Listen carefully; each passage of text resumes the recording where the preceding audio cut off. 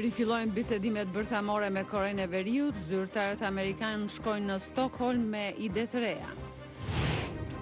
Presidenti Trump mohon motivet politike për hetimet në Ukrainë. Banorët e Hong Kongut sfidojnë urdhrin që ndalon maskat dhe protestojnë të mbuluar.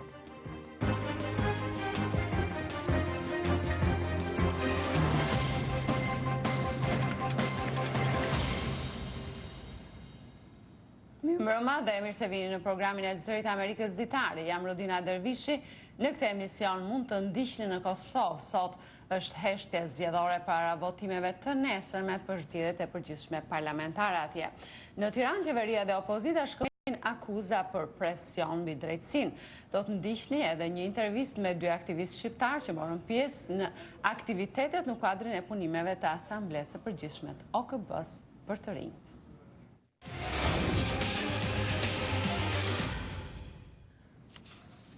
Sekretari Amerikan i Shtetit Mike Pompeo mbrojti qasjen e administratës Trump ndaj Ukrainës që është në qendër të një hetimi të Kongresit për shkarkimin e presidentit. Ai hodhi poshtë akuza se ishte një sjellje e papërshtatshme apo në rastin më të keq një abuzim i paligjshëm i pushtetit për cilin Kongresi kërkon largimin e presidentit Trump nga detyra.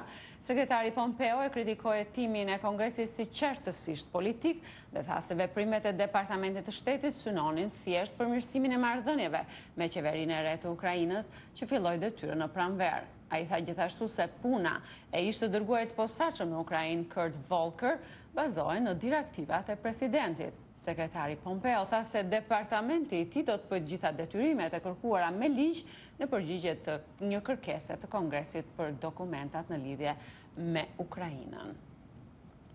Presidenti Trump tha se korrupsioni dhe jo politika ishte motivi pas kërkesës së tij drejtuar qeverive të huaja për të hetuar rivalin e tij politik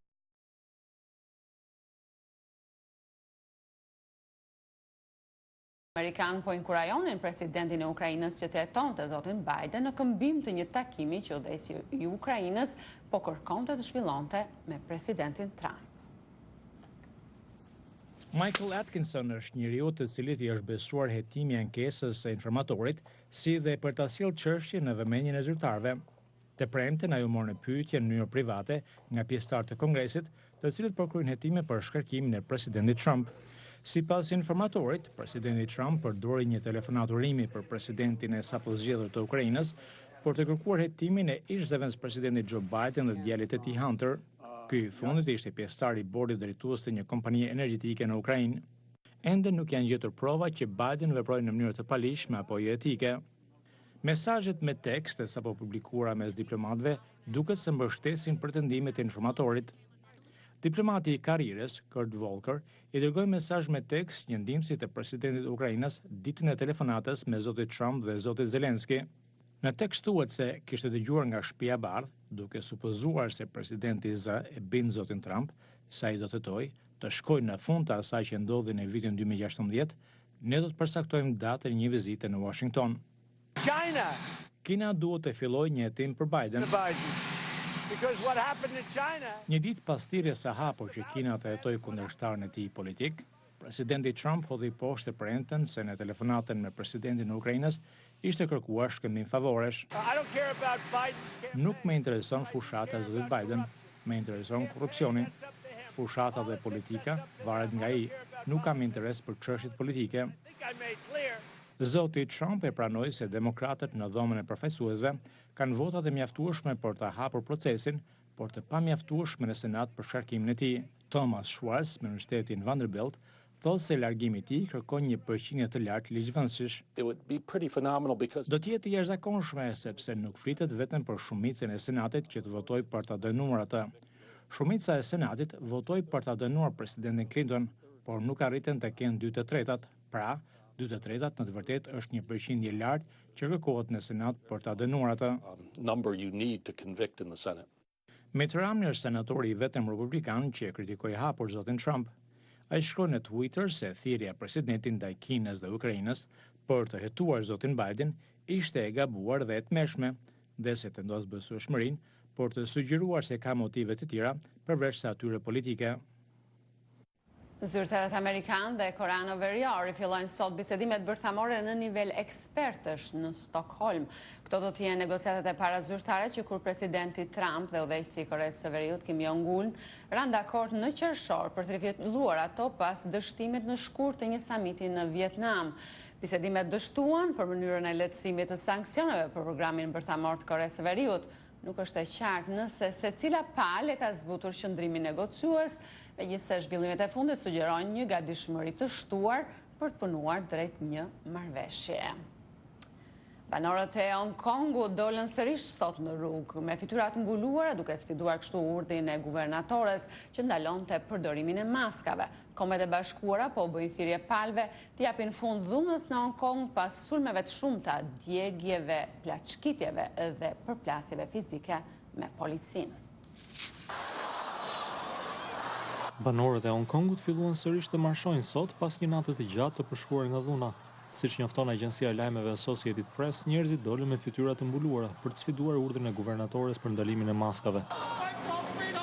Duke folur para gazetarëve në kryeqytetin malajzian, komisionerja e OKB-s për të drejtat e njerëzit, Michelle Bachelet, bëri thirrje për një hetim të pavarur të dhunës gjatë protestave antiqeveritare në Hong Kong. Ajo tha se lëndimet janë alarmuese. We are troubled by the high levels of violence associated with some demonstrations that have been taking place in the past days. Jemi të shqetësuar nga niveli i lartë i dhunës në disa prej demonstratave të ditëve të fundit. Jemi gjithashtu të alarmuar nga plagosit e policëve dhe protestuesve, ndërsa edhe gazetarë dhe protestues të qelluar me armë nga policia. Dënoi me forcë të gjitha aktet e dhunës nga të gjitha palët dhe u bë thirrje njerëzve që demonstrojnë dhe organeve të ligjit që të veprojnë në mënyrë paqësore dhe jo të dhunshme. In a peaceful and non-violent way. Zonja Bachelet foli gjithashtu edhe për urdhrin e vendosur të shtunën nga autoritetet e Hong Kongut për ndalimin e maskave. Ban on face covering during assemblies are in some circumstances used to target particular group. Ndalimi i mbulimit të fytyrës gjatë grumbullimeve publike përdoret në disa raste ndaj grupimeve të caktuara për t'u kufizuar padrejtësisht lirinë e shprehjes dhe të organizimit paqësor.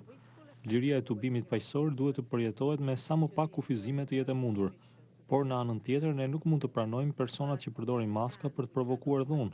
Kjo gjithashtu nuk është e pranueshme. To provoke violence, that is also not acceptable. Autoritetet e Hong Kongut e vendosën kufizimin një ditë pasi guvernatorja Carrie Lam shpalli gjendjen e emergjencës, duke marrë kështu edhe fuqi të jashtëzakonshme.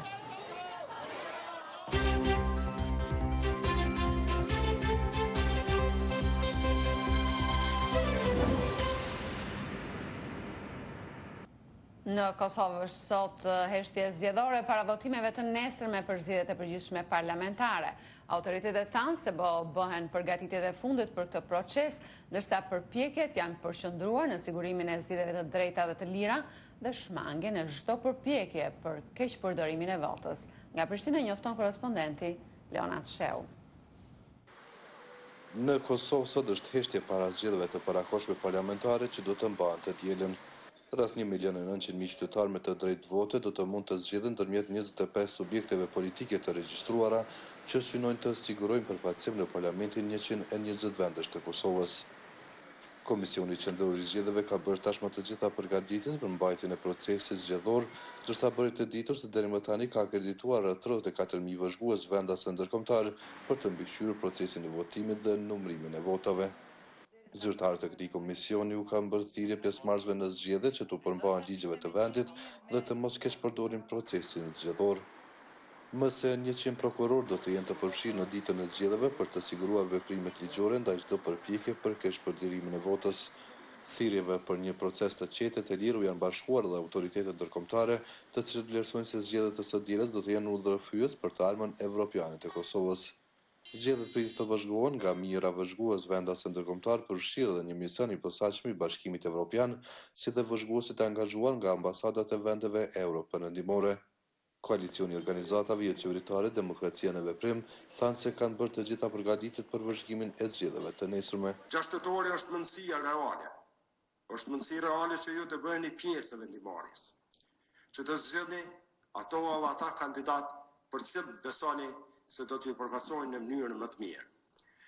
Për cilët vlerësoni se do të ndikojnë në ngritjen e cilësisë të jetës suaj. Të zgjidhni ata edhe ata përfaqësues cilët do të përmirësojnë, do të jenë llogaridhënës në përditshmëri.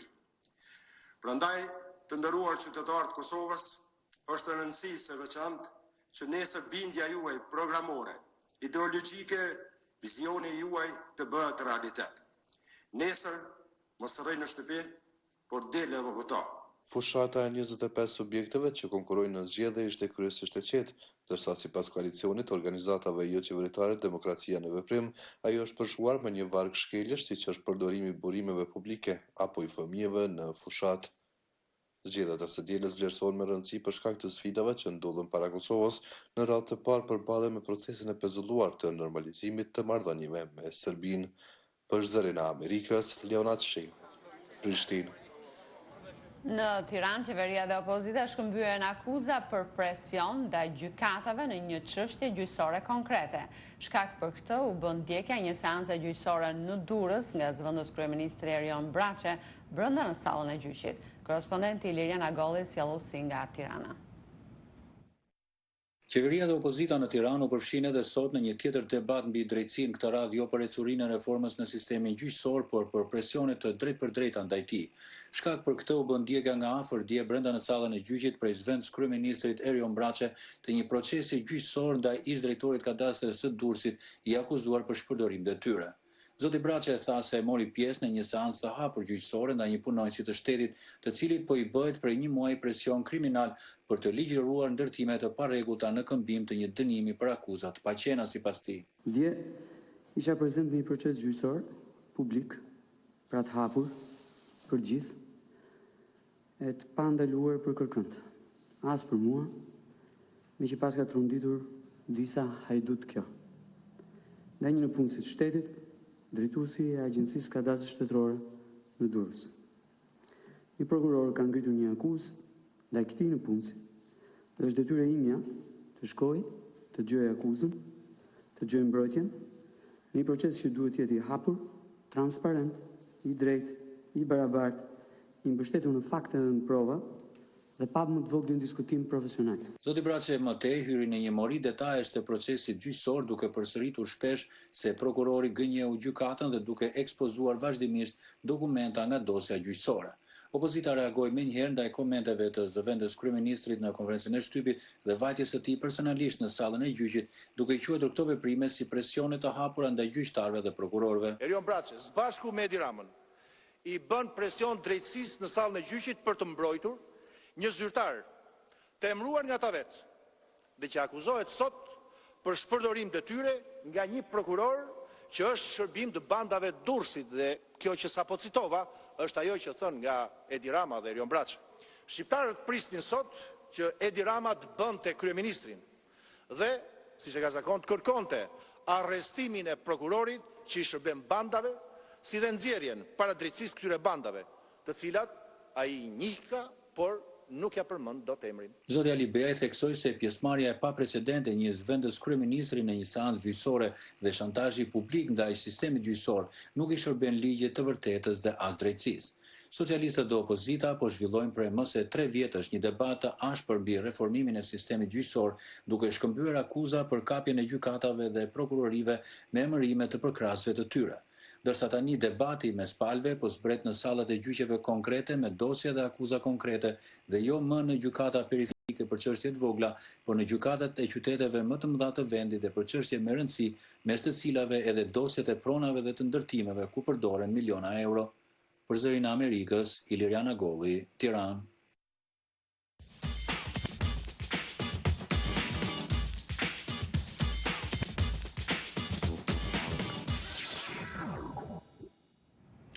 Ilda Metasani dhe Steven Shala janë dy të rinj nga Shqipëria, aktivist me programin delegat të rinisë shqiptare në OKB, që synon të inkurajojë pjesëmarrjen e të rinjve në procesin vendimarrës për zgjidhjen e çështjeve me të cilat përballet shoqëria. Programi i financuar nga Shoqata Shqiptare e Kombeve të Bashkuara ju mundsoi atyre pjesëmarrje në një numër aktivitetesh në kuadrin e punimeve të Asamblesë Përgjithshme të OKB-s që kishin në qendër të rinjt. Unë patë rastin të bisedoj me dy të rinj nga Shqipëria nga studio e Zërit Amerikës në New York. Ilda, Steven, përshëndetje nga Washingtoni. Përshëndetje. Ilda, ju jeni pjesë e një programi që synon të rrisë dhe të inkurajoj pjesëmarrjen e të rinjve në procesin vendimarrës dhe ishit dy delegat që morët pjesë në aktivitetet e organizuara në kuadrin e punimeve të Asamblesë Përgjithshme të OKB-s. Çfarë shqetësimesh sollët në aktivitetet e organizuara gjatë këtyre ditëve? Faktikisht ishte një kënaqësi shumë e veçantë si për mua dhe për Stevenin, që do të ishim brezi i parë që do të kishte mundësinë për të përfaqësuar rinjën shqiptare në një nivel kaq lartë ndërkombëtar siç është OKB-ja. Faktikisht mandati jonë është 1 vjeçar në programin e delegatëve rinor shqiptar pranë Organizatës Kombeve të Bashkuara dhe gjatë këtij mandati ne kemi pasur mundësinë që të takojmë të rinj nga gjithë Shqipëria, duke pasur mundësinë që edhe të mbledhim inputet apo mendimet, shqetësimet që ato kanë në lidhje me situatën që të rinjt gjenden në vendin tonë. Të gjitha këto inpute që ne kemi mbledhur, qoftë në lidhje me punësimin, qoftë lidhje me edukimin, qoftë në lidhje me ndryshimet klimatike e të tjera me radhë, ne patëm mundësinë që ndërmjet organizimeve të ndryshme që morën pjesë gjatë kësaj periudhe, të jepnin dhe inputen e të rinjve shqiptar se çfarë mendojnë ato dhe se si duam që ta përmirësojmë situatën. Steven, mendon se të rinjt shqiptar kanë të njëjtat problematika si të rinjt e vendeve të tjera? Çfarë specifikash ju kanë bërë përshtypje? Jo, absolutisht që ne nuk kemi të njëjtat problematika si shumica e vendeve, pasi çdo vend normalisht ka specifikat e veta, kushtet e ndryshme të zhvillimit.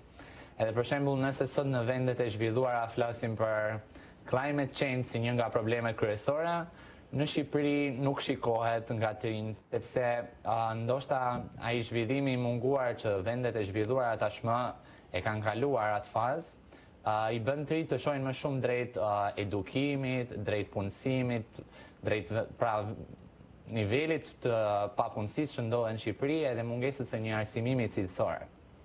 Megjithatë, mund të themi që tashmë po fillojnë të ndryshojnë pak a shumë dhe ajo ideja e problematikave kryesore dhe edhe climate change ose edhe paqja dhe siguria në botë po vinë në vëmendje të rinjisë shqiptare.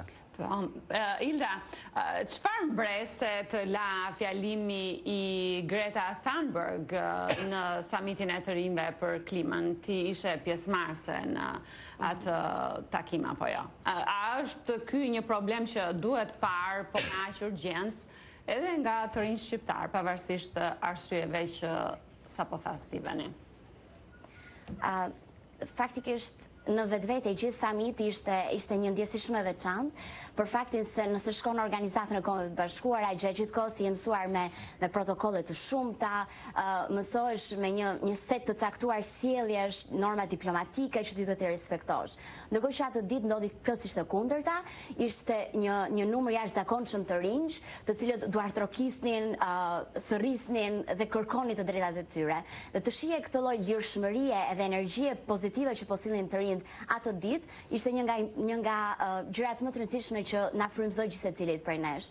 Normalisht një nga personazhet që gjithë secili prej nesh po priste që të shikonte ishte edhe Greta, për faktin se ajo tashmë një farë mënyre e ka dhënë atë simbolin e saj për të frymëzuar dhe për të nisur një lëvizje në një kohë që realisht është e nevojshme. Mbase në Shqipëri kjo vala e urgjencës dhe emergjencës së situatës nuk ka ardhur akoma, por megjithatë unë po vërej që edhe të rinjt shqiptar kanë filluar që të shqetësohen për shkak sepse në fund të ditës është një problem ndërkombëtar edhe efektet që do mund të ketë dhe do të ketë janë mjaft të ndjeshme. Ju folët për nevojën e një bashkëpunimi rajonal mes të rinjve në rajon, në fjalimin që mbajtët në OKB. Në çfarë niveli është ky bashkëpunim tani dhe si do doni ju të ishte ai në të ardhmen? Po e vërtet, unë adresova komitetin e tretë Asamblesë Përgjithshme dhe në fjalën time përmenda dhe të ashtu quajturin RAICO. RAICO është Regional Youth Cooperation Office dhe është themeluar në kuadër të një procesi integrimi në Bashkimin Evropian, në kuadër procesit Berlinit, nga qeveritë e vendeve të Ballkanit Perëndimor.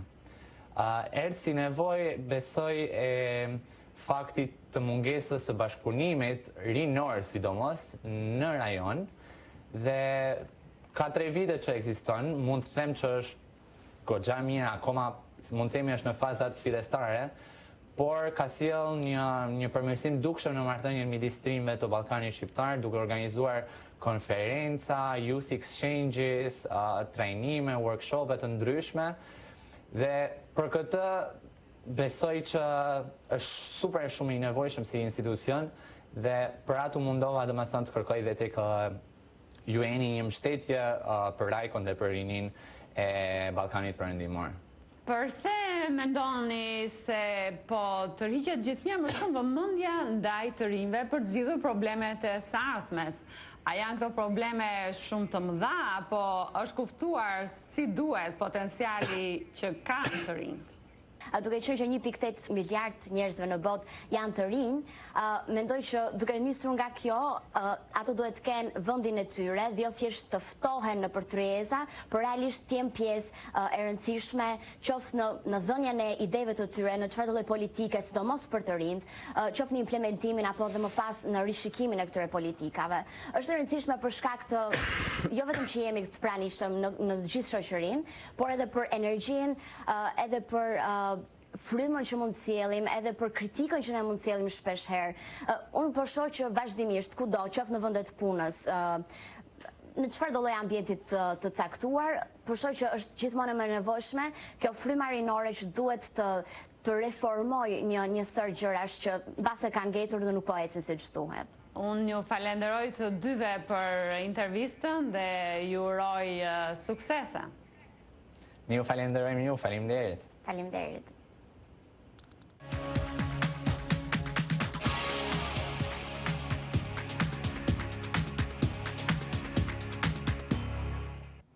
Në njësinë administrative Ana e Malit në Shkodër u zhvillua Festa e Shegës, një veprimtari kjo që synon promovimin e produkteve dhe traditës së një prej zonave ndërkufitare të Bashkisë së Shkodrës.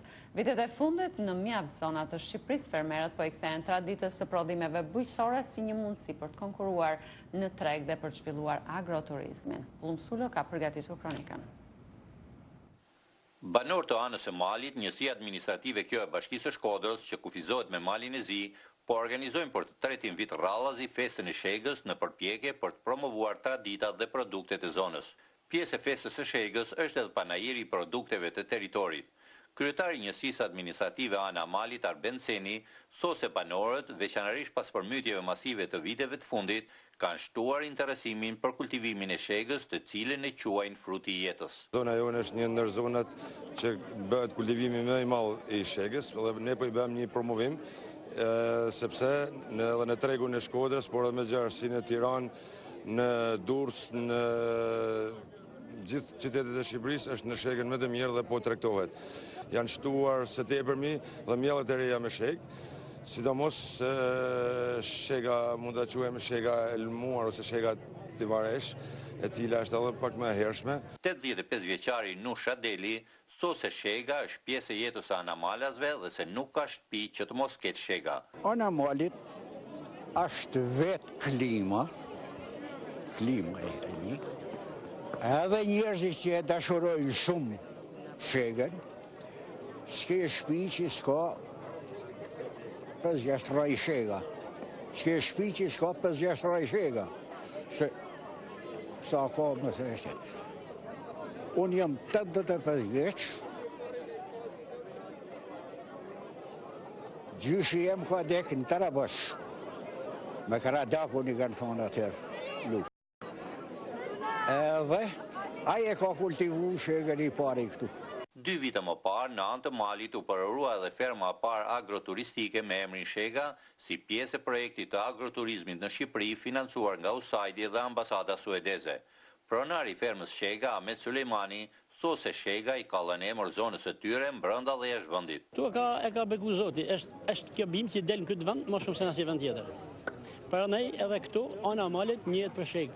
Duke kaluar pak më tonë në Malëzia nej, edhe kjo zonë është një ndër tevat si nuk ka republikë si këtë përsa i për këtë Shegës. Kështu që edhe këtu po merr për masa gjana dhe është vërtet është një bim, është një pemë shumë frutdhënëse dhe edhe tregu han shumë, konsumohet shumë. ka gjithat mirët, mendoj që ka gjithat mirët. Kryetarja në detyrë e Bashkisë së Shkodrës Voltana Ademi, e cila ishte e pranishme në panajerin e festës së Shegës, tha se promovimi i produkteve të territorit ka mbështetur edhe zhvillimin e agroturizmit në zonën e anës së malit. Kështu në evenimentin Festa e Shegës, përveç produktit territorial, të perimeve, agrumeve, të produkteve të tjera bujqësore, ne promovojmë edhe atraksione turistike, e kështu, gjatë 2 viteve të fundit, shumë firma kanë hapur dyert e veta për të bërë mundur që të kthehen atë që ne e quajmë agroturizëm. Fermerët e shumë zonave në Shqipëri janë rikthyer vitet e fundit traditës si një mundësi për të konkuruar në treg me produkte të veçanta, duke fuqizuar kështu edhe ekonomitë e familjeve të tyre, ashtu siç po ndodh edhe me fermerët e anës së malit, të cilët e kanë shndruar Shegën jo vetëm në përfitim ekonomik, por edhe shpirtëror.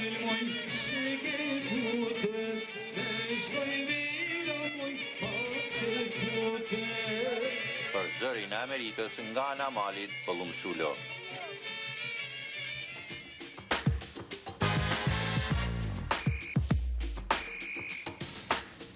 Rreth 60% e shkëmbimeve koralor të botës po kalojnë periudhat vështira nga temperaturat e larta. Në këtë përfundim arrin grupi jo fitimprurës rjeti për korale të shëndetshme.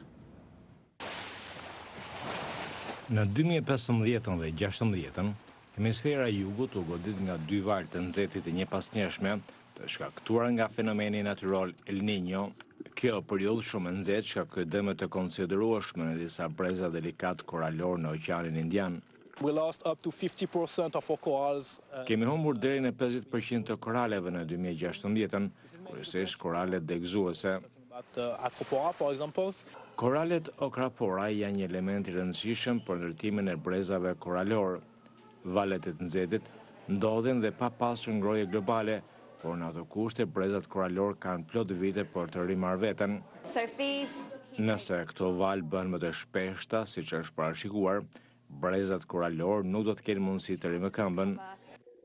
Zonja Hit ka qenë pjesë e një ekipi që vizitoi kohët e fundit brezat koralor në Oqeanin Indian për të matur dëmet e shkaktuara nga pasojat e modit të nxehtë.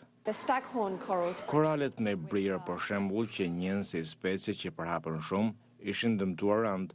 Rreth 86% e këtyre koraleve ishin prekur nga valet e nxehtit, ndërsa disa lloje të tjera nuk kishin pasur shumë pasoja. Studiuesit shqetësohen se me humbjen e koraleve do të zhduket edhe një numër i konsiderueshëm i gjallësave të oqeanit. Do të shohim rënje të larmisë e peshqve dhe butakëve, si dhe ndoshta të kurrit të kompleksitetit në strukturën e koraleve. Disa korale krijojnë më shumë shtresa kalcike se të tjerët. Falë kësaj vetie krijohen këto struktura integrale shumë interesante. Me gjithë përpjekjet për të ringjallur brezat koralor, ato gradualisht po zhduken. Ka parashikime që flasin për një zhdukje funksionale të brezave koralor brenda vitit 2050, nëse çrimi i gazave karbonike vazhdon me këto ritme, por çdo gjë varet nga masa e reduktimit të këtyre gazave, ashtu siç e parashikoi Marrëveshja e Parisit për të mos lejuar rritje të temperaturave në dete më shumë se 2 gradë Celsius. Për momentin, shkencëtarët thonë se bota nuk po bën aq sa duhet për të parandaluar një rritje shkatërrimtare të temperaturave në dete. Ishin këto materialet e përgatitura për ditarin. Ditari mund të ndiqet drejt për drejt në faqen tonë të internetit zëriamerikës.com, si dhe në Facebook. Natën e mirë dhe mirupafshim.